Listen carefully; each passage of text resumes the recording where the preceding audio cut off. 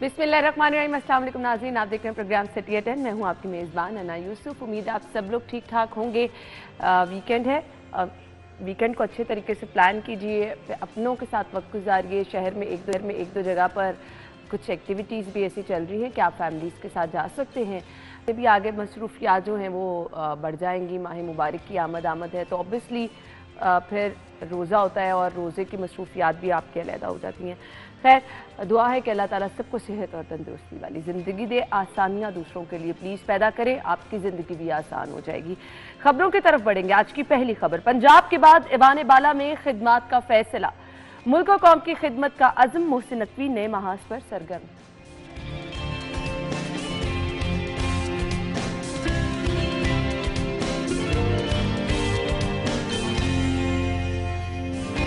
मुल्क के 14वें सदर का इंतखाब आज होगा। आसिफ अली जरदारी और महमूद खान अचकजई के दरमियान 1-1 मुकाबला। वज़ीर आला पंजाब मरियम नवाज शरीफ के खवातीन के लिए बड़े ऐलानात, विमेन सेफ्टी ऐप का इफ्तिताह। और इसके बाद LDA लाहौर में तरक्याती मंसूबे तजवीज़ करेगा। एलिवेटेड एक्सप्रेसवे को भी दोबारा हुकूमत के सामने पेश किया जाएगा। ये हैं आज की खबरें। डिटेल्स के लिए हमारे सीनियर रिपोर्टर्स हमारे साथ मौजूद है। इरफान मलिक और दुर्रे नायाब ने ज्वाइन किया है। अस्सलाम वालेकुम। पहली खबर की तरफ आते हैं। पंजाब के बाद ईवान बाला में खिदमत का फैसला किया गया है, कैसे देखते हैं? बड़ी अच्छी ये बात है कि जिस तरह आपने पंजाब में खिदमत की और लोगों को रिलीफ दिया, और हर शख्स जो है जो मुखालिफ थे, जब मोहसिन नकवी साहब ने ओहदे का चार्ज लिया, वज़ीर आला पंजाब बने, तो उसके बाद बहुत से लोग मुखालिफ भी थे, लेकिन वही लोग जब उनकी काम की रफ्तार देखी और काम देखा तो उसके बाद वो कहने पे मजबूर हुए कि हमने आज तक ऐसा कभी वज़ीर आला नहीं देखा। तो ये एक मिसाल बन गई थी और इसी को कंटिन्यू रखा जाएगा अब मेरे ख्याल में वफाक में। और इसी लिए जो पावर के जो हलके हैं उनकी जानिब से ये फैसला किया गया कि ऐसे शख्स को जो है वो ड्रेन ना किया जाए, कि आप उनको अब वहाँ से हटा देंगे तो एक पॉजिटिव वेव के साथ बंदा लेके दोबारा आए आप।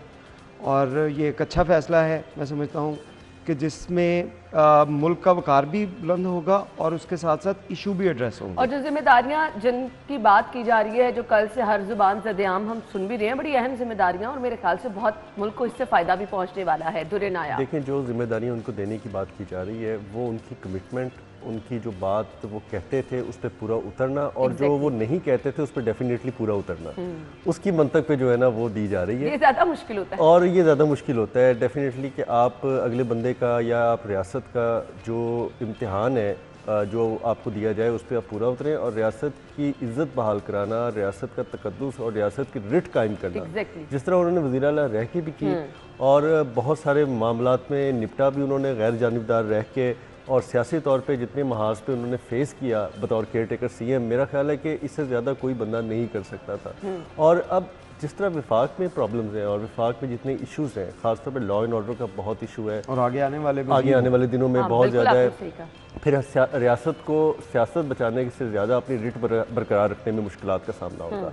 तो उसके लिए बहुत ही कमिटेड बंदे की ज़रूरत है, सेंसिबल बंदे की ज़रूरत है, और ऐसा बंदा जो परफॉर्मर हो, बजाय कि वो सिर्फ आपको बातों से कह दे कि जी सब हो जाएगा, सब अच्छा है। क्योंकि इरफान को पता है कि पुलिस पे ना परफॉर्मर से ज़्यादा बहुत सारे गले बाती वाले अफसर भी होते हैं और वो मौके पे जो है ना वो ऐसा आपको वो डिच कराते हैं कि आपको समझ नहीं आ रही थी कि आप हमने लॉ एंड ऑर्डर संभालना कैसे है। ये बड़ी इंपॉर्टेंट बात है।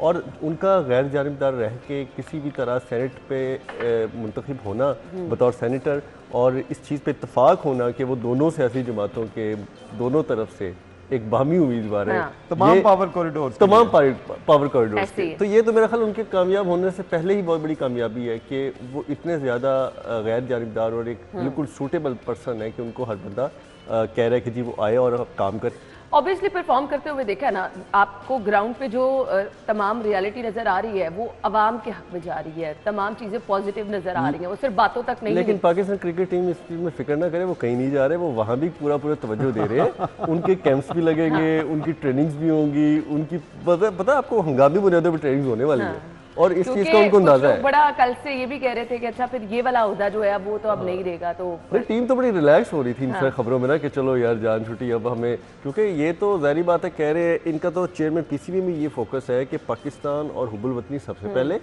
आप पैसे भी कमाएं, आप बाहर भी जाएं, आप आईपीएल खेलें, आप कौन सी प्रीमियर लीग जो मिलती है खेलें, लेकिन जब पाकिस्तान को जरूरत है और पाकिस्तान के लिए खेलना है तो उस पर कोई कॉम्प्रोमाइज़ नहीं होगा। ऑब्वियसली अपनी डायरेक्शंस इस तरह सेट कर लें। आपने शायद वो मोटिवेशनल एक जो स्पीकर के तौर पे चेयरमैन पीसीबी ने टीम को लेक्चर दिया है, अगर वो सुने तो आपके अंदर अपनी मोटिवेशन पैदा हो जाती है। हालांकि आपका क्रिकेट से कोई दूर दूर का ताल्लुक नहीं होता, लेकिन जाहिर बात है जब बंदा को सिखा रहा होता है, समझा रहा होता है, तो हर इंसान अपनी सिमत का तयन करता है।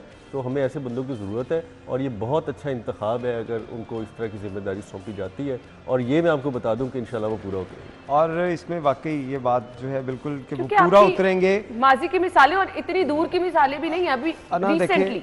देखिए वजारत दाखिला जो है जिसके लिए मोहसिन नकवी साहब को लाया जा रहा है, इसके बारे में बात की जा रही है। तो इस सीट की अगर बात की जाए तो ये भी जरा रोशनी और इसके अंदर कौन कौन महकमे हाँ, हैं मुझे ये ये भी बताइए। बता दें जरा इसमें अब लोगों के लिए देखें, अच्छा हो इसमें जाए। आप देखें तमाम जो कानून नाफिज करने वाले इदारे वो इसके अंदर शामिल होंगे। एफआई आपकी वो इनके अंडर होगी।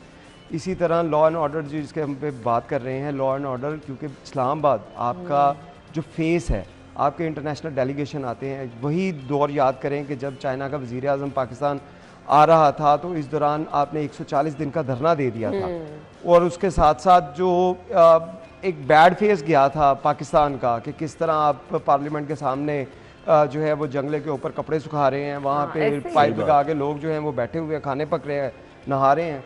तो ये एक बैड फेस जो है इन चीज़ों से बचने के लिए, क्योंकि आइंदा जो हालात नज़र आ रहे हैं कि केपी की गवर्नमेंट जो है वो वफाक के साथ जो है वो इल्हाक करने के लिए तैयार नहीं है, वो इश्यूज़ क्रिएट करेगी। अगर वो इश्यूज़ क्रिएट करते हैं तो वो इस्लामाबाद आते हैं, तो इसके लिए इश्यूज़ होंगे। तो उन्हीं इश्यूज़ को सब मद्देनज़र रखते हुए ये इतनी अहम जिम्मेदारी दी जा रही है कि जिसके अंदर, जैसे हमने पहले बात की कि तमाम पावर कॉरिडोर्स के अंदर एक न्यूट्रल शख्स और एक ऐसा शख्स जिसने करके दिखाया हो कि पंजाब के अंदर जो सूरत हाल, जब चेयरमैन तहरीक इंसाफ की गिरफ्तारी हुई थी तो उस वक्त प्लान तो ये था कि पूरे मुल्क के अंदर आग लगा दी जाए, पूरे मुल्क के अंदर फसादात जो हैं वो पैदा किए जाएं, और वो कोशिश की गई, लेकिन उस तमाम कोशिशों को स्नब किया गया और बड़े ऐसन तरीके के साथ कि जानी नुकसान भी नहीं हुआ। अगर उस हालात के अंदर आप कोई ऐसा फैसला कर देते, अक्सर लोग बात करते हैं कि हमें रिसेंटली हमारे पास बहुत बहुत बड़ी मिसालें मौजूद हैं। देखिए, 9 मई का बिल्कुल, वाकया है, अगर इंतशार फैलाना चाहते तो बहुत ना वही हम बात कर रहे हैं। 9 मई से आप थोड़ा सा पीछे चले जाएं हाँ। कि टीएलपी की जानिब से बिल्कुल एहतजाज आपने किया सही गया, कहा। हाँ। और वो एक छोटा सा एहतजाज था। उस एहतजाज के दौरान पुलिस की जानिब से फायरिंग कर दी गई, ऐसे उनकी बिल्कुल। जानिब से भी फायरिंग कर दी गई, इतना जानी नुकसान हुआ। लेकिन उससे एक बड़े लेवल के ऊपर पूरे मुल्क के अंदर जब ये रैलियां और फसाद प्लान किया गया था, तो उसके बाद कितने पुरअमन तरीके के साथ और किस तरह ये सारे मामलात को टैकल किया गया कानून के अंदर रहकर। बिल्कुल सही। तो इसके लिए ही वज़ीर आला पंजाब जो हैं वो शाबाश के मुस्तहिक थे, और अब उन्हीं की ये खिदमात को देखते हुए इसी वजह से उनको वो अहदा दिया जा रहा है, ताकि इस्लामाबाद के अंदर जो पाकिस्तान का फेस है, अब वहाँ पे आपके सारे डेलीगेशन आते हैं, आपकी हुकूमत वहाँ से चलती है। अगर उस कॉरिडोर को आप डिस्टर्ब करेंगे तो वो मेरे ख्याल में ये इनके होते हुए पॉसिबल नहीं होगा। बिल्कुल। ये बेस्ट चलिए चॉइस जी, है। हम इसलिए गुड लक भी कहना चाहेंगे क्योंकि तमाम लोग मुतरफ हैं। हम बाहर जहाँ कहीं पे भी जाते हैं लोग बार बार कहते थे कि हमें सीएम ही ये चाहिए, तो लेकिन एक बड़ी जिम्मेदारी है, तो हम ज़रूर ख्वाहिशमंद भी हैं कि अपनी जिम्मेदारियां अच्छे तरीके से निभा भी सके, और हम गुड लक भी कहना चाहेंगे। अच्छा जी, अगली खबर है सुन्नी इत्तेहाद हुक्म इम्तना लेने में नाकाम रही। 24 अरकान पंजाब असम्बली का हल्फ। लाहौर हाईकोर्ट ने मखसूस नशिस्तों का नोटिफिकेशन मुअत्तल करने की सुन्नी इत्तेहाद की इस्तदा मुस्तरद करी। दुरेनाया जी बिल्कुल, ये बहुत अच्छा फैसला है। और अगर हम किसी वक्त क्रिटिक करते हैं कि जी बहुत ज़्यादा अदालतों में बहुत ज़्यादा सपोर्ट मिलती है, लेकिन जहाँ वो अच्छे फैसले करते हैं और एक सिस्टम को डीरेल होने से बचाते हैं, हमें उसकी भी तारीफ़ करनी चाहिए। मसलतन होती हैं कुछ मसलतों का शिकार बाज़ हर इदारा होता है, लेकिन इस तरह से देखें आप अब ये बहाने बनाएं और इस तरह से चीज़ें मुख्तलिफ आप करें और बाद में फेस ना करें। अब आप आ गए हैं तो अब आप आएँ, आप आके फेस करें, आपके मुखालिफ में जो भी लोग हैं, जो भी हैं, आप उनको भी बैठने दें, उनके साथ भी बातचीत करें, डायलॉग करें और डायलॉग से हराएं उनको। ये ना करें कि आप ये मुझे अब असम्बली के अंदर नहीं आने देना। अगर ये हुक्म इम्तना हो जाता ना, अगला चीज़ क्या होनी थी, इन्होंने दरवाज़ों पे जाके पहरे देने शुरू कर देने थे। जो भी मुखालिफ था, इरफान अंदर नहीं आएगा, दुर्रयाब अंदर नहीं आएगा, वो कोई बैकडोर से आ रहा होगा, कोई वज़ीर आला जो है वो माजी में जो होता रहा है, माजी के रेफरेंस से कह रहा हूँ कि एक वज़ीर आला तो बेचारे पिछले रास्ते से आते थे ना, उनको तो अगले रास्ते आने की इजाज़त नहीं होती थी। तो बहुत सारी चीज़ें ऐसी फिर होनी शुरू हो जाती हैं। तो रिट बरकरार रखने के लिए मेरा ख्याल है कि अगर सारे इदारे कंधा लगाएं तो क्यों ना ये डेमोक्रेसी जो है वो नहीं चल सकती। कौन कहता है कि ये जमहूरियत फिर नहीं आगे चल सकती? कौन कहता है कि पार्लियामेंट या ऐवान या असम्बलियों के अंदर बाद में फैसले नहीं हो सकते? अगर आप इस तरह के फैसले उछाल के बाहर ले जाएंगे और चीज़ों को हमेशा लिटिगेशन में रखेंगे तो ये इस तरह नहीं चलेगा। लेकिन क्या कहते हैं कि एक सियासी जमात के लीडर की तो हमेशा यही कोशिश है, डिविजनिंग, लड़ाई, फसाद, मैंने उसको नहीं चलने देना, मैंने उसको नहीं बैठने देना, मैंने उसको नहीं खड़े होने देना। तो ये चीज़ें तो इस तरह तो चलती रहेंगी। अभी भी सुना है कि ये बातें आ रही हैं कि बजाय कि आप आके ओपोजिशन में एक अच्छा किरदार अदा करें और ओपोजिशन में बैठ के, ऐवान में बैठ के बात करें, ये मैसेज दिए जा रहे हैं जी कि इनको चलने ना दिया जाए और उसकी कड़ी आप नहीं देखेंगे। बिल्कुल, देखें अब हमारा मुल्क जो है वो इसका मुतहम्मिल अब नहीं अगर है सब कि चीजें हम राइट ट्रैक पे जा रही हैं, अच्छे तरीके से हो रही है, तो उसको होने दिया जाए। अगर हम ना एक गुज़िश्ता 1 साल देख लें, ये निगरान सेटअप सही जो कह रहे हैं पूरा मुल्क के अंदर रहा, उसमें आपको किसी जगह पे ज़्यादातर एहतजाज नज़र नहीं आए, बिल्कुल। रोड ब्लॉक नहीं नज़र आए। और उससे पर क्या हुआ, मुकाबलाबाजी उससे नहीं ना थी, मुकाबलाबाजी नंबर नहीं थी। गेम नहीं ना उससे थी। हुआ क्या कि आपका मुल्क एक ट्रैक के ऊपर आया। बिल्कुल। आपने तरक्की की तरफ जो है वो अपना सफ़र कम से कम चले 0 से शुरू किया, आपने किया तो सही। अब हमारे पास ये गुंजाइश नहीं रहेगी कि हम ये चीज़ें सड़कों के ऊपर करें, अदालतों में जंगें लड़ते रहें, असम्बलियों में लड़ते रहें। असम्बलियों की जो हाल है साहब, ये होगा नहीं, यहाँ पर यही सब होता रहा है, होता रहना है ना। लेकिन देखिए, इस चीज़ों से निकल चाहिए हमें, अपनी सोच से, अपनी ज़ात से निकल कर सोचना होगा, मुल्क के लिए सोचना होगा। अब कल जो कौमी असम्बली का इजलास हुआ, उसके अंदर आप देखें कि जो अपोजिशन लीडर थे उनकी जानिब से बार बार यही बात की गई कि पेशावर हाई कोर्ट ने इसके ऊपर स्टे दे दिया है, तो ये हल बर्दारी नहीं हो सकती। लेकिन अटॉर्नी जनरल से जब स्पीकर पंजाब असम्बली ने इस हवाले से पूछा, जवाब तलब किया, तो उनकी जानिब से स्ट्रेट वे ये बताया गया था कि पेशावर हाई कोर्ट का फैसला ना पंजाब पे इम्प्लीमेंट होता है, ना सिंध में इम्प्लीमेंट होता है, ना किसी और सूबे में ये इम्प्लीमेंट होगा। पेशावर हाई कोर्ट का पेशावर हाई कोर्ट से रिलेटेड जो लोग हैं उनके ऊपर इम्प्लीमेंट होता है, उनका ओत नहीं हुआ। अब ये जो हुक्म इम्तनाही है, ये सुन्नी इत्तेहाद कौंसिल की जानिब से इसी वजह से लिया गया था कि आप इन लोगों को हल्फ लेने से रोका जाए, इन लोगों को हल्फ ना दिया जाए, क्योंकि पेशावर हाई कोर्ट की तरफ से डिसीजन है। पेशावर हाई कोर्ट डिसीजन उसका अपनी जगह सेपरेट स्टैंड करता है, लेकिन जो पंजाब की, सिंध की या दीगर जो सूबे हैं, वहाँ पे अगर हुक्म इम्तनाही नहीं आया तो वहाँ पे कानून के मुताबिक जो है वो हल्फ बर्दारी होगी और ये असम्बलियाँ आगे चलेंगी। अब इनको रोकने के लिए जो कोशिश की जा रही हैं, अभी भी बहुत से हलके ऐसे हैं, बहुत से इदारे ऐसे हैं जो इनके साथ मिलकर ये इन चीज़ों को रोकने की कोशिश की जा रही है। लेकिन तमाम चीज़ों को आहिस्ता आहिस्ता मेरे ख्याल में ये ना कि अब ये तमाम चीज़ें जो है मुल्क की तरक्की की जो राह है उसमें रुकावटें बार बार हाइल करेंगे, लेकिन मुझे नहीं लगता ये नासिर कभी बाज आएंगे। माजी में यही सब कुछ होता रहा है। ब्रेक के बाद आपको ज्वाइन करते हैं, हमारे साथ रहिए।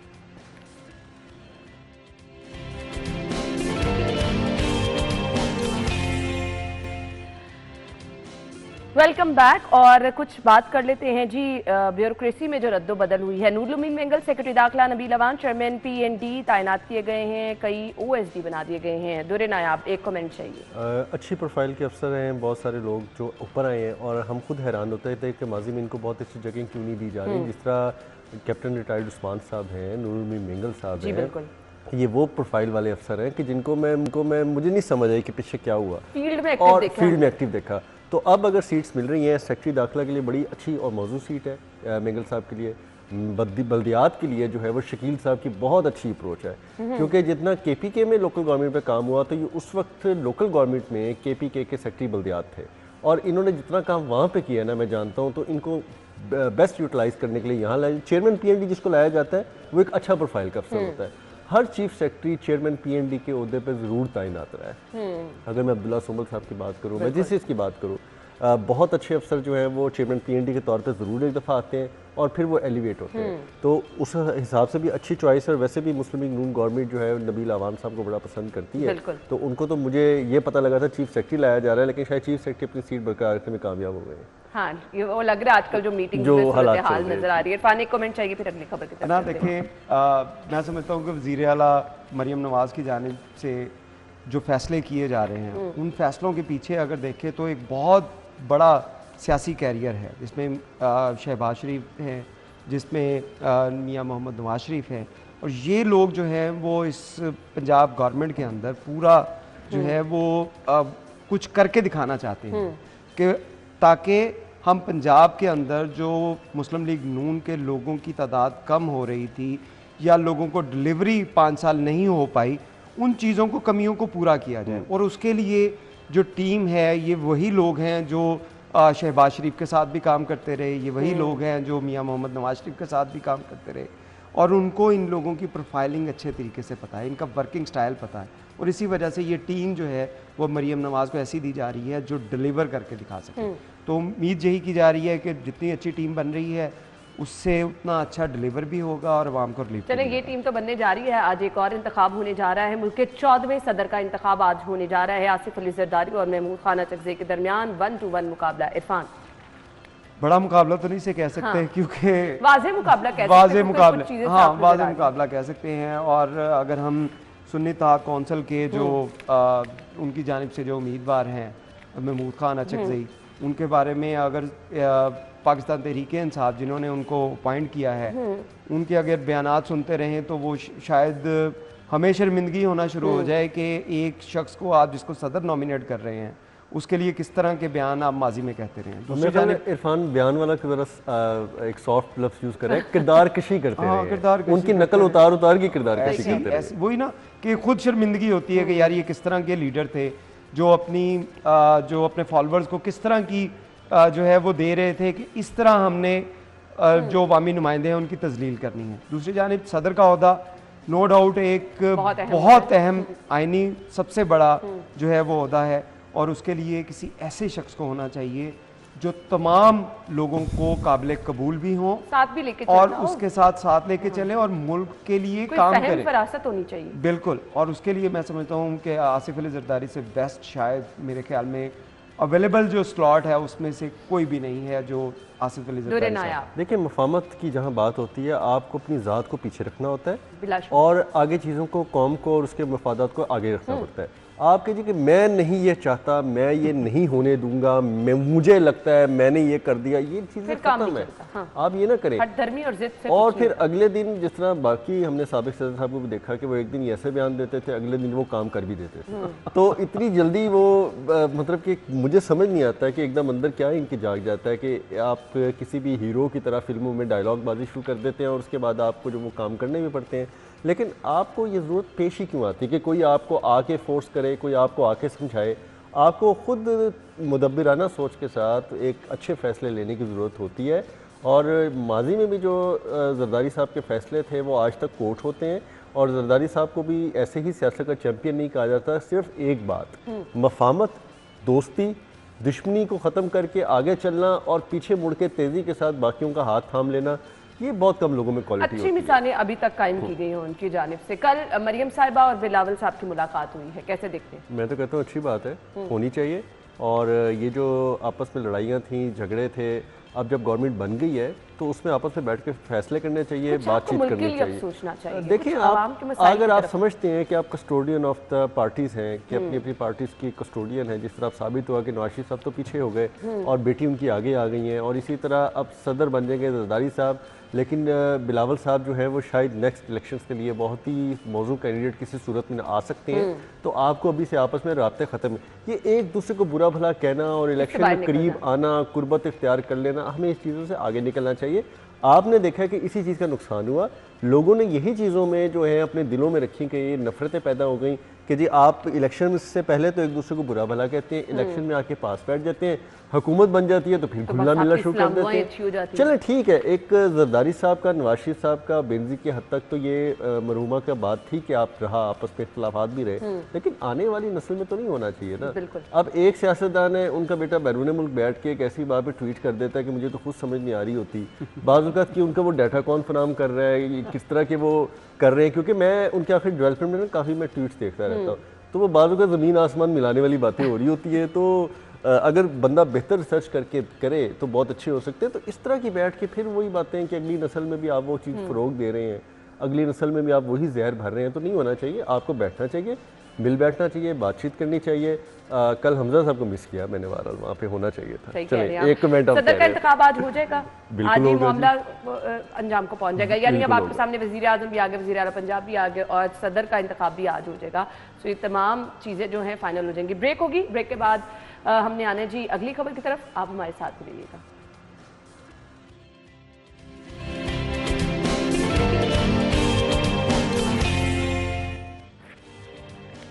Welcome back once again. कुछ बात कर लेते हैं, विमेन सेफ्टी ऐप का इफ्तिताह किया गया है, इसके फीचर्स क्या हैं, कैसे खवातीन को इसका फ़ायदा पहुंचने वाला है? इरफान। अना, ये वही ऐप है जो साबिक निगरान वज़ीर आला पंजाब से आपने इफ्तिताह करवाया था, और ये काफ़ी अरसे से ये विमेन सेफ्टी ऐप के ऊपर वर्किंग जारी थी और इसको मुकम्मल कर लिया गया था साबिक दौर में, लेकिन पुलिस की जानिब से कोई भी नया हुक्मरान आता है तो उसके बाद उसको जो है आर्टिफिशियली बहुत सी चीज़ें ऐसी दिखाई जाती हैं, हम ये काम करने वाले हैं, बहुत हम काम कर रहे हैं, और वो काम जो है वो इस तरह है कि आप पुरानी चीज़ें जो है वो दोबारा से उनका इफ्तिताह करवा रहे हैं। इसमें कोई चीज़ नई नहीं है, ये वही वीमेन सेफ्टी ऐप है जो पहले ऑलरेडी आपके पास मौजूद थी। ख़वातीन की बड़ी तादाद उसको जो है वो उसने डाउनलोड भी किया, लेकिन मेरा नहीं ख्याल कि उससे कोई प्रॉपर इनको फ़ायदा भी पहुंच पाया, क्योंकि विमेन सेफ्टी ऐप के अंदर जो फ़ीचर्स हैं कि आपको कोई हरासा करे तो आप उसके अंदर इन्फॉर्म करें, आप मैसेजिंग कर सकते हैं, या दीगर जो उसके अंदर ऐसे जो फ़ीचर्स हैं जो ख़वातीन से रिलेटेड हैं। लेकिन वही फीचर जो हैं वो एक मेल के लिए भी हैं कि अगर मुझे कोई रास्ते में लूट रहा है, मुझे कोई रास्ते में तंग कर रहा है, लड़ाई झगड़े के लिए आ गया है, तो मैं 15 पे कॉल करूँगा तो मेरे लिए भी वही जो है वो फीचर्स होंगे कि आप फौरी तौर पे डॉल्फिन वहाँ पे आएगी और उसके बाद आगे उस केस को आगे लेके चला जाएगा। यहाँ पे भी यही है, लेकिन इसको एक ऐप की सूरत दे दी गई है और इसका इफ्तिताह करवा दिया गया और बताया गया कि हम बहुत काम कर रहे हैं। आईजी साहब की तरफ से ये खुसूसी इनिशिएटिव लिया गया था कि वज़ीर आला पंजाब ने, क्योंकि ये इछरे वाला वाक़या हुआ था तो उसके बाद उनकी जानिब से जो ख़वातीन को हरासा करने की रेड लाइन जो है वो डिक्लेयर किया गया था कि अब ऐसा कभी नहीं होगा।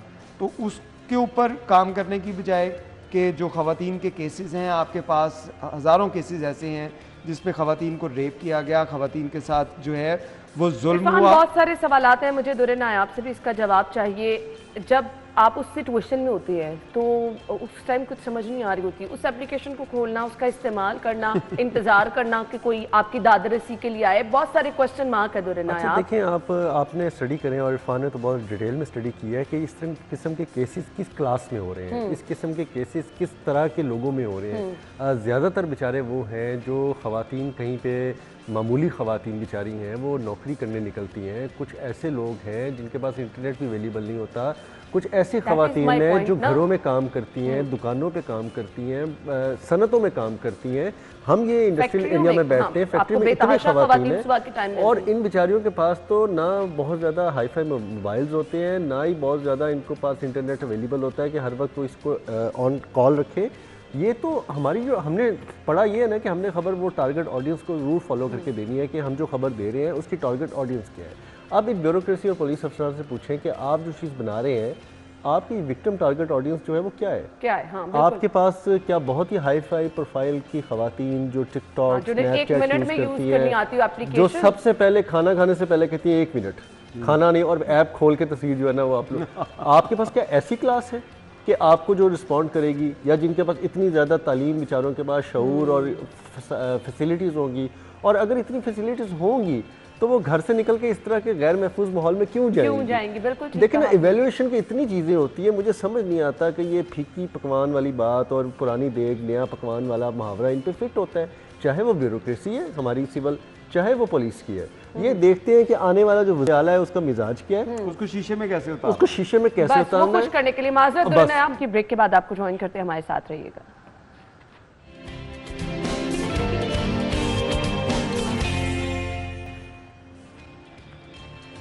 Welcome back once again. खबर ये है कि एलिवेटेड एक्सप्रेसवे को दोबारा हुकूमत के सामने पेश किया जाएगा। एलडीए लाहौर में तरक्याती मंसूबे तजवीज़ करेगा, एलडीए तजवीज़ करेगा। दुर्न आयाम, देखिए मैं समझता हूँ कि एलिवेटेड एक्सप्रेसवे प्रोजेक्ट जो है वो लाहौर शहर की ट्रैफिक के लिए गेम चेंजर है। बहुत बड़ा प्रोजेक्ट है क्योंकि ये गुलबर्ग से उठेगा और गुलबर्ग से आप होम इकोनॉमिक्स कॉलेज के सामने से आप इसी ड्रेन को फॉलो करें, ये PICC जेल रोड के पीछे होता हुआ सीधा आपको मुल्तान रोड क्रॉस करता हुआ, उसके बाद आपको फ्यूचर की जो ऑलरेडी पाइलिंग हो चुकी है ये LOS पे वो कंप्लीट करता हुआ आगे जाएगा और सीधा गुलशन रावी पूरी क्रॉस करता हुआ नाले के साथ साथ ये सीधा जाके बाबू साबू और मोटरवे को लिंक कर देगा। और इसके 20 मकामात पे कम से कम जो है वो आप चढ़ने उतरने के आपके ऊपर रास्ते होंगे। और अगर आप इस पे कॉस्ट लगा दें, आप इसके टोल लगा दें कि जो स्पेशल पर्पस के लिए इसको यूज़ करें, मोटरवे से बाहर निकल जाए लाहौर के अंदर, तो इतना ज़्यादा लाहौर की ट्रैफिक को कैटर करके बाहर मोटरवे पे ले जाना और लाहौर में वापस लाना, ये कोई नहीं होगा इससे बड़ा प्रोजेक्ट। मैं कहती हूँ ब्लेसिंग है आपकी 10 से 15 साल के अंदर उस टोल के जरिए पूरी कास्ट वापस हो जाएगी।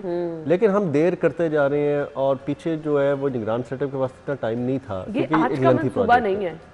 इसमें 5 अरब की लैंड एक्विजिशन की जा चुकी है और मेरा ख्याल है कोई बंदा भी हमारे दफ्तर में शायद ही इससे मुतासर ना हो। इरफान का भी इस रूट पे घर आता है, राव साहब तो डायरेक्ट मुतासर है, मतलब कि मैं सबको नाम ले लेके कह सकता हूँ। और जो अब ये बात है 5 अरब की लैंड एक्विजिशन करके रखी है आपने, 25 अरब पे प्रोजेक्ट स्टार्ट हुआ, 60 अरब पे जा चुका था। अब इन्फ्लेशन इतनी ज़्यादा हो गई कि अगर आज आप बनाना चाहें तो आपको 1 खरब रुपया चाहिए।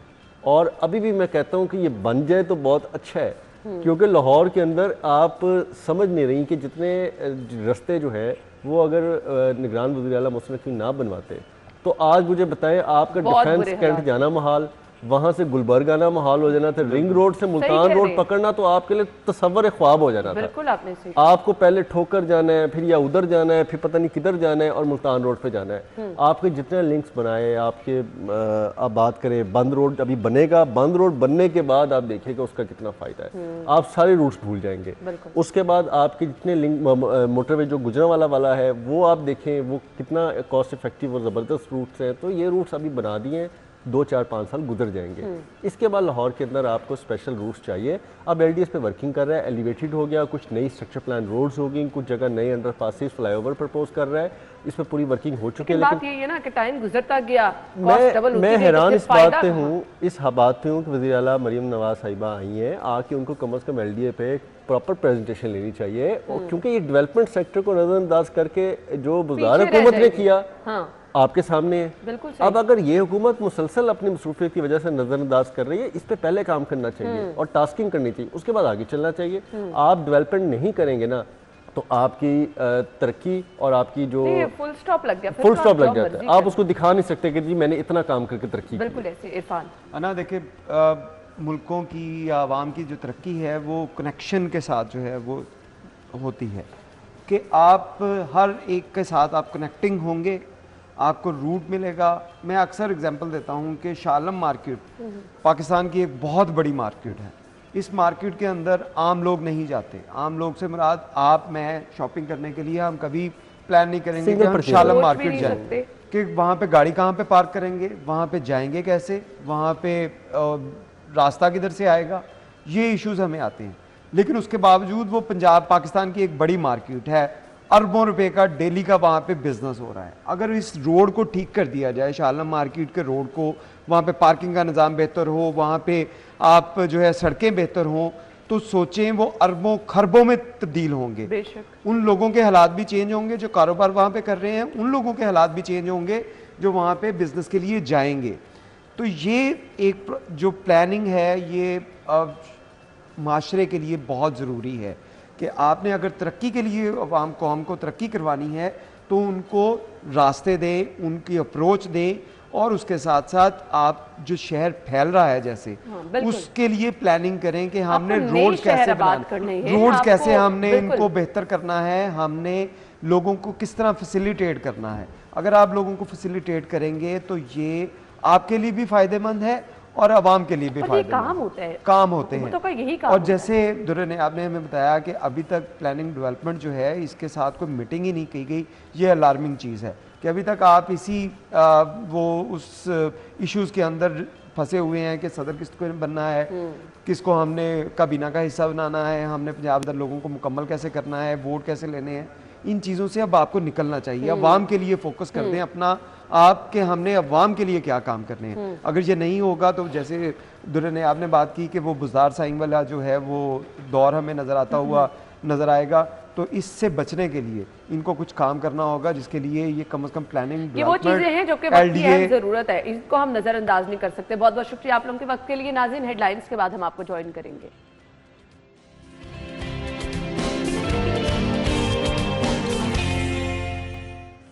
खुश आमदीद आपको एक बार फिर से कहेंगे। सो हम एक्चुअली जो आपके मैसेजेस मौसूल होते हैं उसके अकॉर्डिंग अपनी चीज़ें अपना शो प्लान करने की कोशिश करते हैं। बहुत सारे लोग परेशान थे, हम अक्सर आपके साथ डिफरेंट चीज़ें शेयर करते रहते हैं। अगर कमर में दर्द है, आपके बैठने का पोस्चर क्या होना चाहिए, मुसलसल जो लोग बैठ के काम कर रहे हैं उनको क्या करना चाहिए, और फिर कुछ लोग आप जो अपना इलाज कराने के लिए गलत ट्रैक पे चले जाते हैं। समटाइम हम ये देखते हैं कि जी मालिश करा ली, ऑयल का मसाज घर में इस तरह से हार्श कर लिया कि वो आपके लिए नुकसानदेह हो जाता है।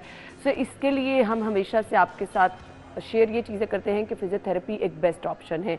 इस पर भी बात होगी। साथ ही साथ नमनेस, कुछ लोग कहते हैं कि मुसलसल आपको लगता है कि हाथों की उंगलियां सो रही हैं, पाँव सो रहे हैं, या फिर आप सो के उठते हैं तो आप बड़ा फील ऐसे करते हैं कि आप थकावट का शिकार है। तो इसकी रीज़न क्या हो सकती है, इस पर बात करेंगे जी। फिजियोथेरेपिस्ट डॉक्टर हमजा नईम ने हमें आज ज्वाइन किया। अस्सलाम वालेकुम। वालेकुम सलाम जी। थैंक यू सो मच, आपके वक्त का थैंक शुक्रिया। यू आपका। मुझे सबसे पहले ये बता दीजिएगा, बहुत सारे लोग परेशान रहते हैं, हाथों की उंगलियां सोना, हाथ सो जाना, जब सो के उठे तो आपको फील होता है कि आपके हाथ मुसलसल सोए हुए, क्या रीज़न होती है इसकी? देखिए, नमनेस की सबसे बड़ी वजह है नर्व पे प्रेशर आ जाना, नर्व इंट्रैपमेंट जिसे कहते हैं। आप एक ही पोजीशन पे सारी रात लेटे रहेंगे तो नर्व कंप्रेस हो जाती है, जिसकी वजह से उस नर्व का जो डिस्टल पार्ट है बॉडी का वो नम हो जाता है। तो उसको सिंपल ट्रीट करने का मेथड है कि उसको थोड़ा सा मूव कर लिया जाए, वो ठीक हो जाता है। ये तो हो गया नॉर्मल। लेकिन बहुत सारी डिजीज़ ऐसी हैं जिसमें ये परमानेंट इंट्रैपमेंट हो जाती है, जिसको थ्रू फिजिकल थेरेपी ट्रीट करवाना पड़ता है। सही। तो अब डिपेंड करता है जो नर्व इंट्रैपमेंट है वो बॉडी के किस लेवल पे है। अच्छा, कुछ लोगों के साथ ये बहुत प्रॉब्लम होता है कि मुसलसल आप बैठे हुए हैं और आपकी टांग का सो जाना, पाँव का सो जाना, और कितनी कितनी देर आप खड़े नहीं हो सकते अपने पाँव पर। क्या रीज़न होती है उसकी? बिल्कुल, जैसे मैंने आपको बताया कि वो नर्व पे प्रेशर आ जाता है, वो नर्व टाइम लेती है वापस अपनी। सो मुसलसल ये जो रिपीट होती है प्रैक्टिस, इसकी वजूहात क्या होती हैं? ये पुअर पोस्चर है। जिस तरह यहाँ पे ज़्यादातर वर्कर्स लैपटॉप पे काम करते हैं, वो उनको सही पोस्चर पता नहीं होता। ज़्यादातर उनके जो हाथ हैं वो लैपटॉप पे रहते हैं, फ्लेक्शन में रहते हैं। तो यहाँ एक कॉमन डिजीज़ है कार्पल टनल सिंड्रोम, उसमें मीडियन नर्व इंट्रैप हो जाती है। जिस तरह वो कहते हैं कि थोड़ी थोड़ी देर बाद हाथ में सो जाते हैं, असल में वो नर्व पे प्रेशर आ जाता है।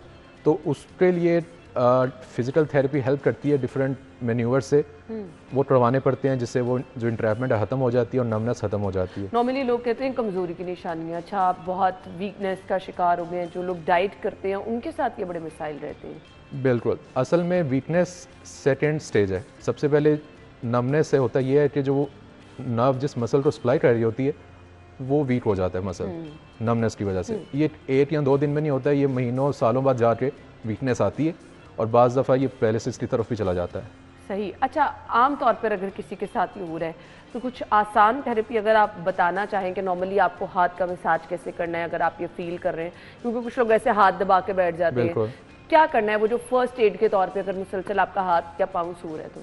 बिल्कुल, जैसे कि मैंने आपको बताया कार्पल टनल सिंड्रोम जो बेसिकली होता है ओवर फ्लेक्शन की वजह से। जिस तरह मेरा अभी हाथ है, जो लैपटॉप यूज़ करते हैं उनका हाथ ऐसे ही होता है, तो उसमें थोड़ी थोड़ी देर बाद इस तरह स्ट्रेच करना चाहिए ताकि ये ऑपोजिट मूवमेंट है एक्सटेंशन, इसको प्रोलॉन्ग होल्ड करना चाहिए फॉर 10 सेकेंड्स। ठीक है, जिससे वो नमनेस ख़त्म होना शुरू हो जाती है।